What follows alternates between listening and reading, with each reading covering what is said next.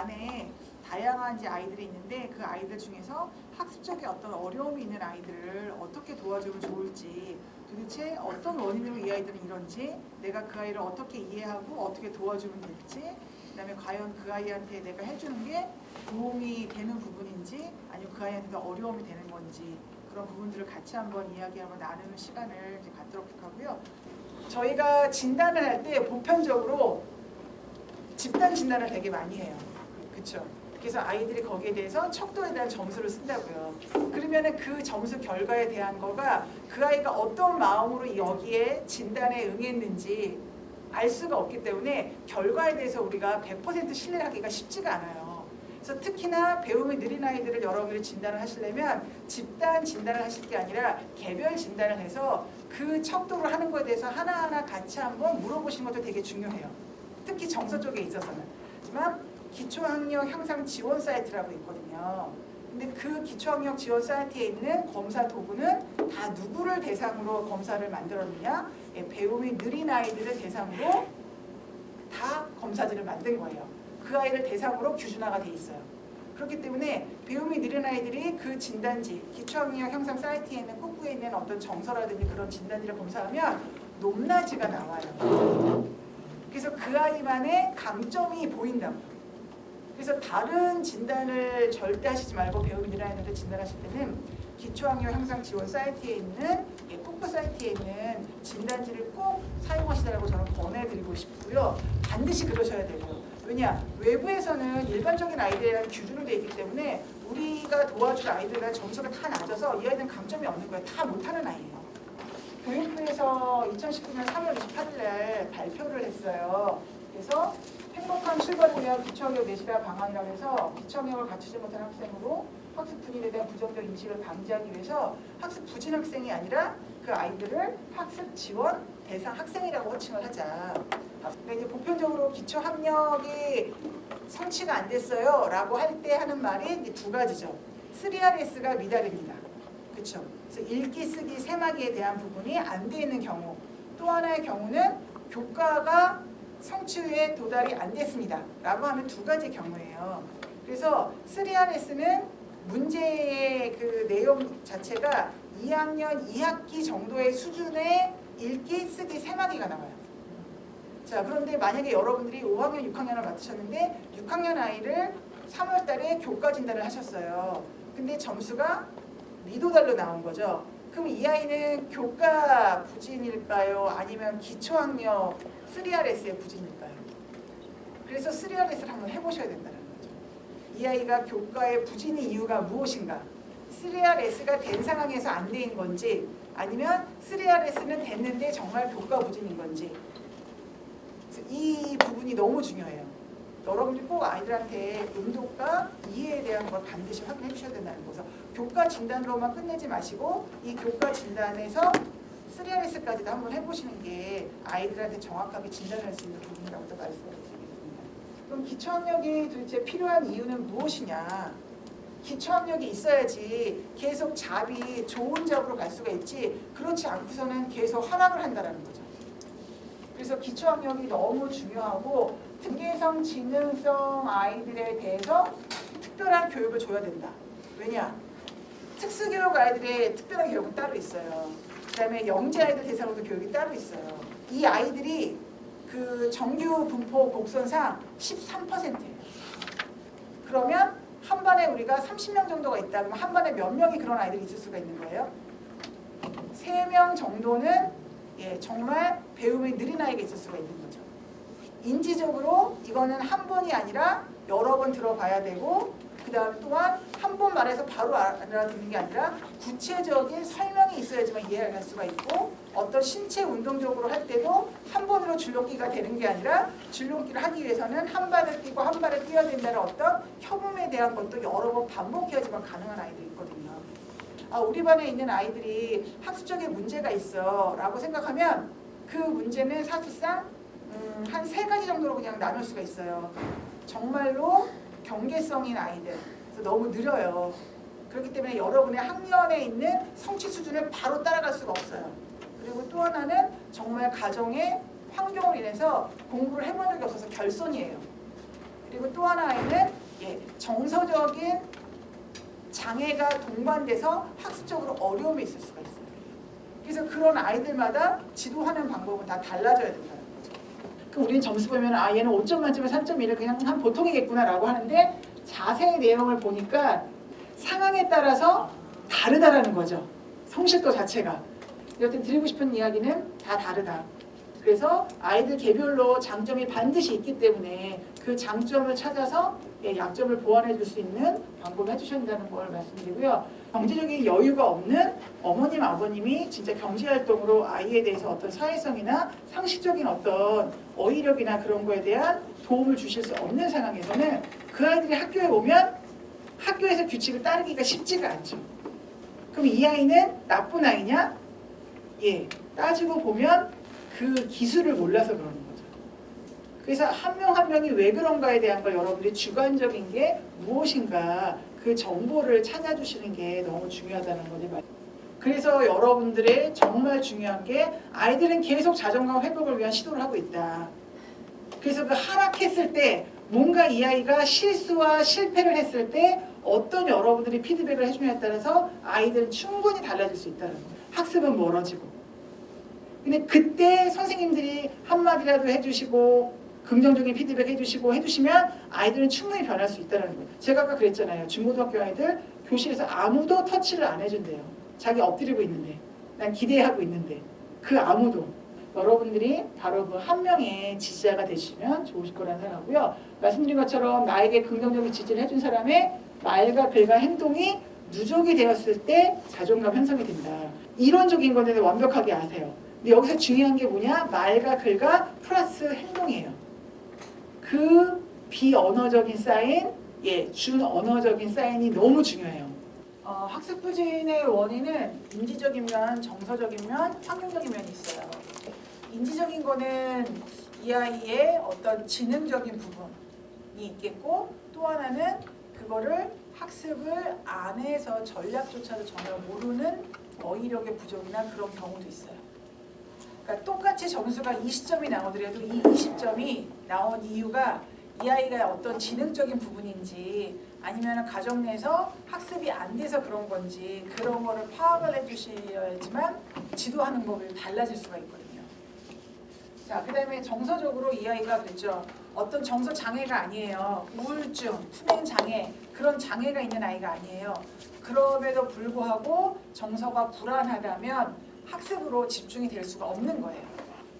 자, 그 다음 환경적인 거죠. 환경적인 건 정말 집에서 얼마나 이 아이를 케어를 해주고 있느냐. 그 다음에 교실 내에서 선생님과 학생들과의 관계에서 얼마나 이 아이가 지지를 받고 있느냐. 그런 것도 학습에 영향을 받을 수가 있다는 거예요. 근데 문제는 뭐냐면 바로 여기 있는 이 부분이에요. 정서행동 장애와 학습 장애와 학습 지진 아이들이 같이 학습 부진의 결과로서는 같이 있다라는 거죠. 그래서 학습 지진은 제가 아까 말씀드린 것처럼 70에서 85 사이에 있는 아이들. 그런데 이 아이들이 학습 장애를 갖고 있는 동반 장애도 있다는 거죠. 중복 장애. 그러면서 더불어 정서 행동 장애도 같이 있는 거예요. 우울하다라든지 반항성을 갖고 있다라든지. 근데 이게 이럴 때는 반항성이 있고 없어요라고 그게 아니라 뭐 6개월 이상의 지속이 돼서 병원에서 치료를 받을 정도에 된다라고 하면 이거는 장애라고 하거든요. 이게 중복이 돼 있는 아이들이 있다라는 거예요. 근데 이 아이들은 여러분들이 교실 내에서 도움을 주기를 쉽지는 않은 상황이라는 거죠. 이런 경우가 있으면 학교 내에 위클래스 선생님이나 아니면은 저희처럼 서울학습 도움센터에 의뢰를 하셔가지고서는 그 아이한테 좀 더 전문적으로 도움을 주셔야지만 아이가 교실 내에서 변화가 될 수가 있을 거예요. 근데 이런 아이들을 제외한 나머지 아이들은 여러분들이 정말 말 한마디를 어떻게 해주고 아이가 실수한 거에 대한 긍정적인 피드백만 해줘도 아이들이 학습에 자신감을 갖고 할 수 있다는 거죠. 자, 근데 문제는 뭐냐? 경계성 지능에도 두 종류가 있어요. 선천적으로 경계성 지능에 있는 아이가 있고 어휘력이 부족해서 언어성이 엄청나게 낮은 거예요. 동작성은 우수해요. 이렇게 차이가 있는 경우 이 아이는 어휘력이나 언어를 가지면 지능이 올라갈 수 있어요. 지능 지수. 있는 아이들을 왜 여러분들이나 저희 같은 센터에서 지도를 잘해줘야 되냐면은 학년이 올라가면 올라갈수록 격차가 더 심해져서 더 학습을 안 하게 돼요. 그래서 지속적으로 초등학교까지 공부에 대한 게 노출이 되고 할 수 있다는 걸 알게 해서 학습에 계속 여러분들이 참여를 시켜주셔야 된다는 거죠.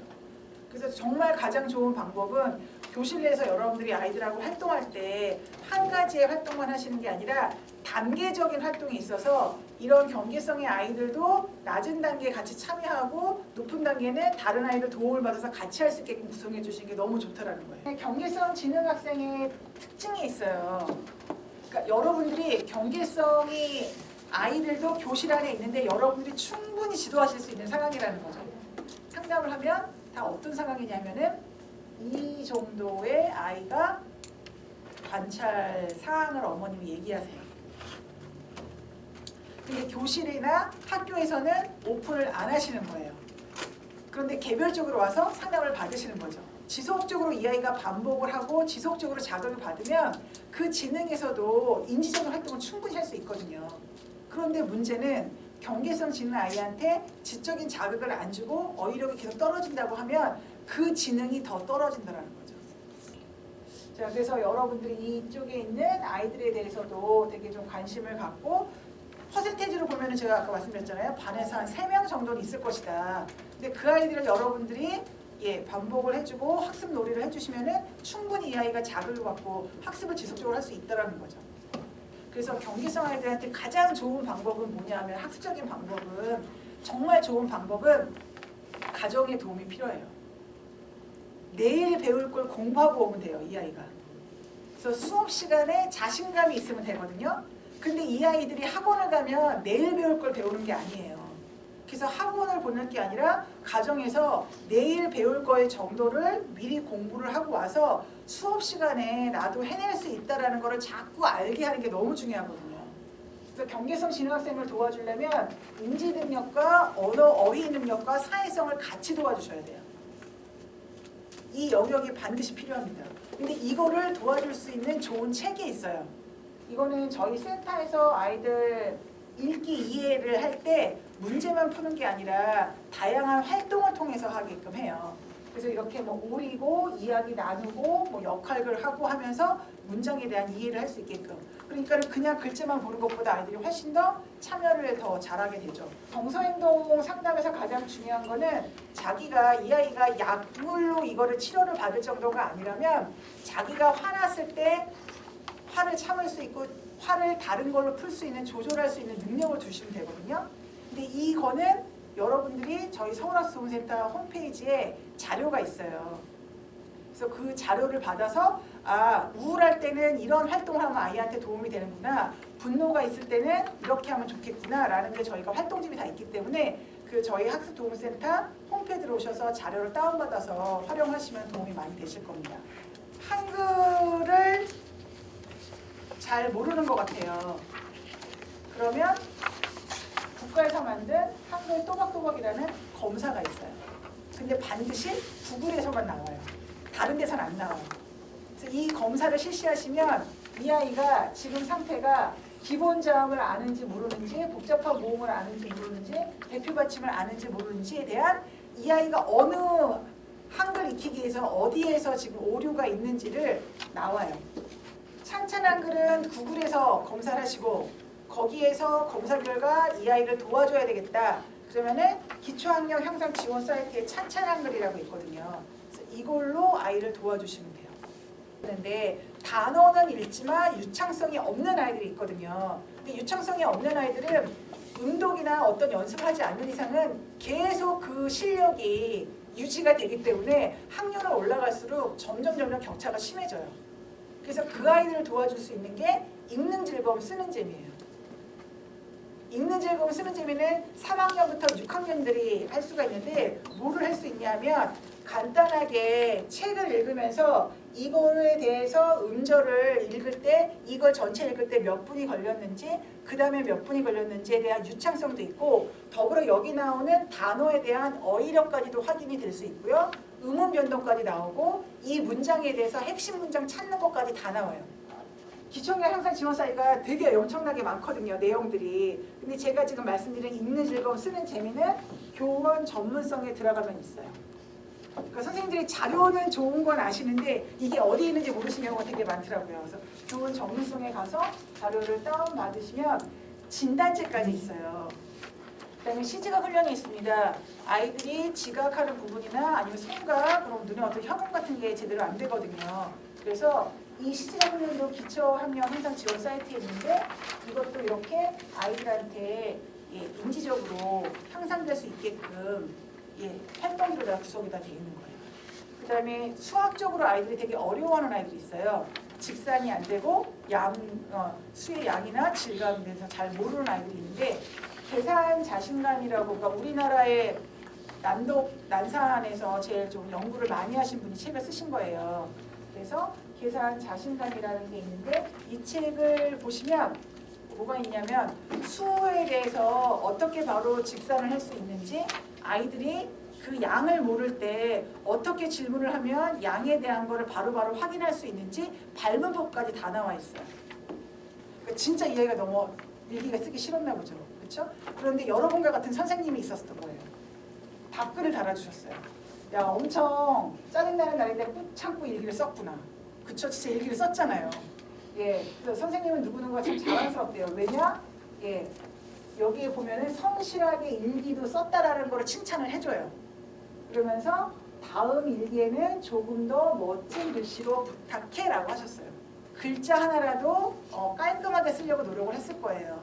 그런 피드백들이 모여서 아이들은 성장을 하게 되겠죠. 그 역할에 가장 큰 역할, 그 중심에는 여러분이 있다라고 생각을 합니다. 이상으로 모두 마치겠습니다. 수고하셨습니다.